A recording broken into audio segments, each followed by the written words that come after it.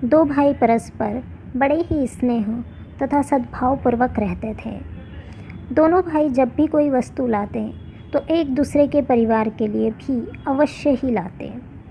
छोटा भाई भी सदा उनको आदर तथा सम्मान की दृष्टि से देखता। एक दिन किसी बात पर दोनों में कहासुनी हो गई। बात इतनी बढ़ गई कि छोटे भाई ने बड़े भाई के प्रति अपशब्द कह दिए। बस फिर क्या था, दोनों के रिश्तों के बीच दरार पड़ गई। उस दिन से ही दोनों अलग अलग रहने लगे और दोनों के बीच बोलचाल भी बंद। इस तरह कई वर्ष बीत गए। मार्ग में जब दोनों आमने सामने भी पड़ जाते तो कतरा कर दृष्टि बचा लेते।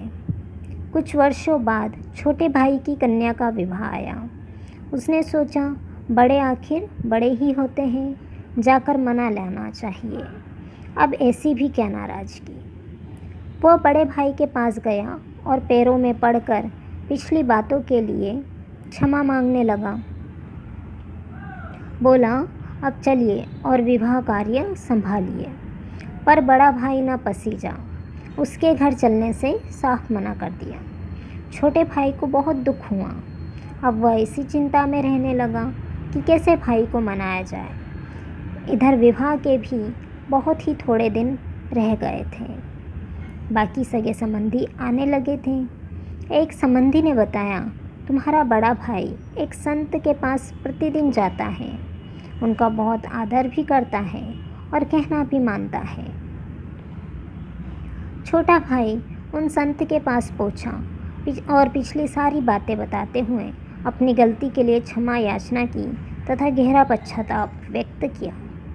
प्रार्थना की, आप किसी भी तरह मेरे भाई को मेरे यहाँ आने के लिए राजी कर दें। दूसरे दिन जब बड़ा भाई सत्संग में गया तो संत ने उससे पूछा, क्यों तुम्हारे छोटे भाई के यहाँ कन्या का विवाह है, तुम क्या क्या काम संभाल रहे हो? तब उसने कहा, मैं तो विवाह में सम्मिलित ही नहीं हो रहा गुरुदेव। कुछ वर्ष पूर्व मेरे छोटे भाई ने मुझे ऐसे कड़वे वचन कहे थे जो आज भी मेरे हृदय में कांटे की तरह खटक रहे हैं। संत जी ने कहा, सत्संग के बाद मुझसे मिलकर जाना जरूरी काम है। सत्संग समाप्त होने पर वह संत के पास पहुंचा। तब उन्होंने पूछा, मैंने गत रविवार को जो प्रवचन दिया था उसमें मैंने क्या कहा था, जरा याद करके बताओ। अब बड़ा भाई बिल्कुल मौन। काफ़ी देर सोचने के बाद हाथ जोड़कर बोला, क्षमा चाहता हूँ गुरुदेव, आपने प्रवचन तो बहुत बढ़िया दिया था, पर कुछ याद नहीं आ रहा कि आपने क्या क्या कहा था। संत बोले, देखा, मेरी बताई हुई अच्छी बातें तो तुम्हें 8 दिन भी याद न रही, और छोटे भाई के कड़वे बोल जो कि वर्षों पहले कहे गए थे वे तुम्हें अभी तक हृदय में चुभ रहे हैं। जब तुम अच्छी बातों को याद ही नहीं रख सकते तब उन्हें जीवन में कैसे उतारोगे? और जब जीवन नहीं सुधारा तब सत्संग में आने का लाभ ही क्या रहा? अतः कल से यहाँ मत आया करो। बेकार अपना समय व्यर्थ करने से क्या लाभ? अब बड़े भाई की आंखें खुली। उसने आत्मचिंतन किया और स्वीकार किया, मैं वास्तव में ही गलत मार्ग पर हूँ। उसके बाद वह अपने छोटे भाई के घर गया और उसे अपने गले से लगा लिया। अब दोनों भाइयों की आंखों में खुशी के आंसू थे। हमारे साथ भी कई बार ऐसा होता है।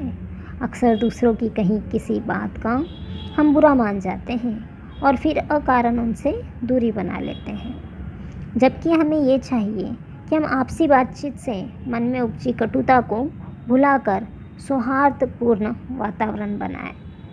न स्वयं किसी से रूठें, न किसी को रूठने का मौका दें। भला किसी का कर ना सको तो बुरा किसी का मत करना। सदा ही अपनी सर्व के प्रति शुभ भावना, शुभ कामना रखना और इसका जादू देखना। आपके जीवन में हमेशा दूसरों से सहयोग, प्यार और खुशियाँ ही मिलेगी। दिल से देते चलो दुआएं, सबका भला हो, सब सुख पाएं। धन्यवाद। आप हमेशा खुश रहें, स्वस्थ रहें और सदा मुस्कुराते रहें, यही हमारी ईश्वर से प्रार्थना है।